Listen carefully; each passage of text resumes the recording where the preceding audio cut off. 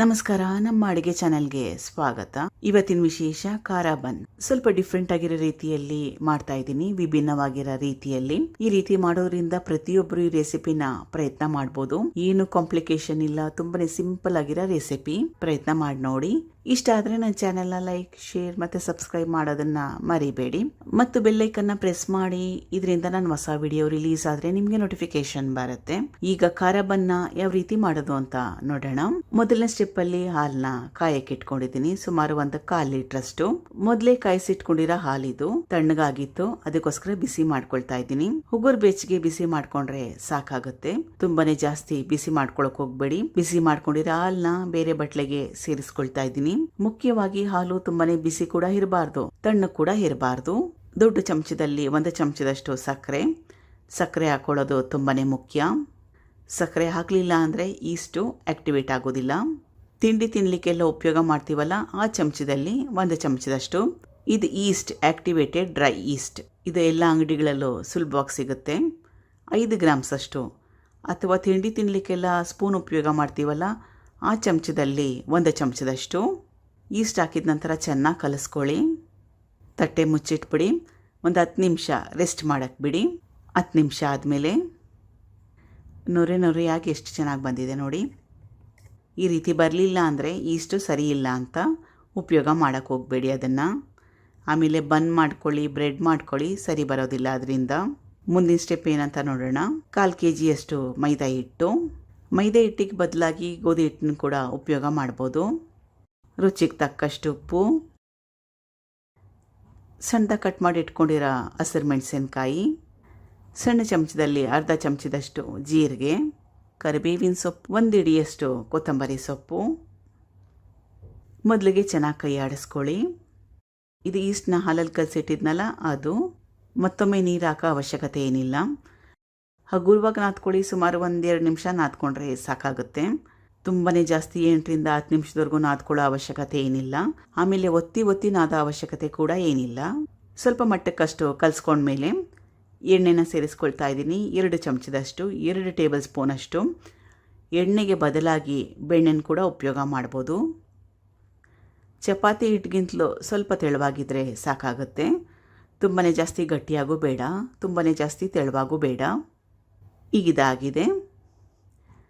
ಇದನ್ನು ನೆನೆಯಕ್ಕೆ ಬಿಡಬೇಕು, ರೆಸ್ಟ್ ಮಾಡೋಕ್ಕೆ ಬಿಡಬೇಕು. ಕಡಿಮೆ ಅಂದರೆ 1-2 ಅವರ್ ನೆನೆಸ್ಕೊಳ್ಳಿ. ಬನ್ನು ತುಂಬಾ ಮೃದುವಾಗಿ ಚೆನ್ನಾಗಿ ಬರುತ್ತೆ. ಅಥವಾ ನಿಮ್ಮ ಹತ್ರ ಸಮಯ ಇಲ್ಲವೇ ಇಲ್ಲ ಅಂದರೆ 1 ಅವರ್ ನೆನೆಸ್ಕೊಂಡ್ರೆ ಸಾಕಾಗುತ್ತೆ. ಮುಚ್ಚಿಟ್ಬಿಡಿ. ಸುಮಾರು 1-2 ಅವರ್ ಆದಮೇಲೆ ಸೈಜು ಡಬಲ್ ಆಗಿದೆ. ಮತ್ತೊಮ್ಮೆ ಚೆನ್ನಾಗಿ ಕೈ ಆಡಿಸ್ಕೊಳ್ಳಿ. ನಿಮಗೆ ಲಟ್ಟಿಸ್ಕೊಳ್ಳೋದು ಇಷ್ಟ ಇಲ್ಲ ಅಂದರೆ ಕೈಯಲ್ಲೇ ಬನ್ ಶೇಪಲ್ಲಿ ಮಾಡ್ಕೋಬೋದು. ಆ ರೀತಿಯ ಕೂಡ ಮಾಡಿಕೊಂಡ್ರೆ ಸುಲಭ ಇರುತ್ತೆ. ತುಂಬಾ ತೆಳುವಾಗಿ ಲಟ್ಟಿಸ್ಕೊಳ್ಳೋಕೆ ಹೋಗಬೇಡಿ, ದಪ್ಪ ಇರಲಿ. ಲಟ್ಟಿಸ್ಕೊಂಡ ನಂತರ ಈ ರೀತಿಯಾಗಿರೋ ಬಟ್ಲು ತೊಗೊಂಡು ಆಕಾರ ಮಾಡ್ಕೊಳ್ಳಿ, ಶೇಪ್ ಮಾಡ್ಕೊಳ್ಳಿ. ಫೋರ್ಕಿಂದ ಎಲ್ಲ ಭಾಗಗಳಲ್ಲೂ ಈ ರೀತಿಯಾಗಿ ಚುಚ್ಚಬೇಕು. ಈ ರೀತಿ ಮಾಡೋದ್ರಿಂದ ಡಿಸೈನ್ ಕೂಡ ಚೆನ್ನಾಗಿ ಬರುತ್ತೆ. ನೋಡಿ, ಇಷ್ಟು ದಪ್ಪ ಮಾಡ್ಕೊಂಡಿದ್ದೀನಿ ನಾನು. ಇದಕ್ಕಿಂತಲೂ ದಪ್ಪ ಕೂಡ ಮಾಡ್ಕೋಬೋದು. ಮೊದಲೇ ಹೇಳ್ದಂಗೆ ಲಟ್ಸೋಕ್ಕೆ ಇಷ್ಟ ಇಲ್ಲ ಅಂದರೆ ಬನ್ ಶೇಪಲ್ಲಿ ಕೈಯಲ್ಲಿ ಕೂಡ ಮಾಡ್ಕೋಬೋದು. ಮಿಕ್ಕಿರೋ ಹಿಟ್ಟಿಗೆ ಸೇಮ್ ಪ್ರೋಸೆಸ್ನ ಫಾಲೋ ಮಾಡಿ. ಸುಮಾರು 10ರಿಂದ 12 ಬನ್ನಷ್ಟಾಗಿದೆ 1/4 kg ಮೈದಾ ಹಿಟ್ಟಲ್ಲಿ. ಇದನ್ನು ಮತ್ತೊಮ್ಮೆ ಸುಮಾರು 15ರಿಂದ 20 ನಿಮಿಷ ರೆಸ್ಟ್ ಮಾಡಕ್ಕೆ ಬಿಡಬೇಕು. ಇದು ಮತ್ತೊಮ್ಮೆ ಉಬ್ಬಬೇಕು. ಇದು ಮುಖ್ಯವಾಗಿರೋ ಸ್ಟೆಪ್. ಇದು ಸುಮಾರು 20 ನಿಮಿಷ ಆದಮೇಲೆ ಸೈಜ್ ದೊಡ್ಡದಾಗಿದೆ. ಇದು ಮುಖ್ಯವಾಗಿರೋ ಸ್ಟೆಪ್. ಇದು ಬನ್ ಶೇಪಲ್ಲಿ ಮಾಡಿದ ನಂತರ 20 ನಿಮಿಷ ಮತ್ತೊಮ್ಮೆ ರೆಸ್ಟ್ ಮಾಡೋಕ್ಕೆ ಬಿಡಲೇಬೇಕು. ಎಣ್ಣೆನ ಕಾಯಕ್ಕೆ ಇಟ್ಕೊಂಡಿದ್ದೀನಿ. ಬನ್ಸ್ನ ಫ್ರೈ ಮಾಡ್ಕೋಬೇಕು. ಈ ರೀತಿ ಮಾಡೋದ್ರಿಂದ ಪ್ರತಿಯೊಬ್ಬರು ಈ ರೆಸಿಪಿನ ಪ್ರಯತ್ನ ಮಾಡ್ಬೋದು. ಆಮೇಲೆ ಫೇಲ್ ಆಗೋ ಚಾನ್ಸಸ್ ಇರಲ್ಲ. ಅದಕ್ಕೋಸ್ಕರ ನಾನು ಈ ರೀತಿಯಲ್ಲಿ ಮಾಡ್ತಾಯಿದ್ದೀನಿ. ತಿರುವಾಕೊಳ್ತಾ ಇದ್ದೀನಿ. ತುಂಬಾ ಜಾಸ್ತಿ ಐ ಫ್ಲೇಮ್ ಬೇಡ. ಬೇಗ ಏನೋ ಬಣ್ಣ ಬರುತ್ತೆ ಐ ಫ್ಲೇಮ್ ಇಟ್ಕೊಳ್ಳೋದ್ರಿಂದ. ಒಳಗಡೆ ಚೆನ್ನಾಗಿ ಬೆಂದಿರೋಲ್ಲ. ಬನ್ ಕಲರ್ ಬರಬೇಕು, ಅಲ್ಲಿವರೆಗೂ ಚೆನ್ನಾಗಿ ಬೇಯಿಸ್ಕೋಬೇಕು. 1 ಸೆಟ್ ಆಗಲಿಕ್ಕೆ ಸುಮಾರು 1-2ರಿಂದ 3 ನಿಮಿಷ ಬೇಕಾಗುತ್ತೆ. ಇದು ತುಂಬಾ ಸರಳವಾಗಿರೋ ರೀತಿಯಲ್ಲಿ ಮಾಡ್ತಾಯಿದ್ದೀನಿ. ಬೇಕ್ ಮಾಡೋಂಗಿದ್ರೆ ಕುಕ್ಕರಲ್ಲಿ ಸುಮಾರು 1 ಅವರ್ ಅಥವಾ 45 ನಿಮಿಷ ಬೇಕ್ ಮಾಡಬೇಕಾಗುತ್ತೆ. ಈ ರೀತಿ ಮಾಡೋದ್ರಿಂದ 1-2ರಿಂದ 3 ನಿಮಿಷದಲ್ಲೇ ಆಗೋಗುತ್ತೆ. ಈಗಿದಾಗಿದೆ. ಎಷ್ಟು ಸುಂದರವಾಗಿರೋ ಬಣ್ಣ ಬಂದಿದೆ ನೋಡಿ. ಈ ಬಣ್ಣ ಬರೋವರೆಗೂ ಫ್ರೈ ಮಾಡ್ಕೋಬೇಕು.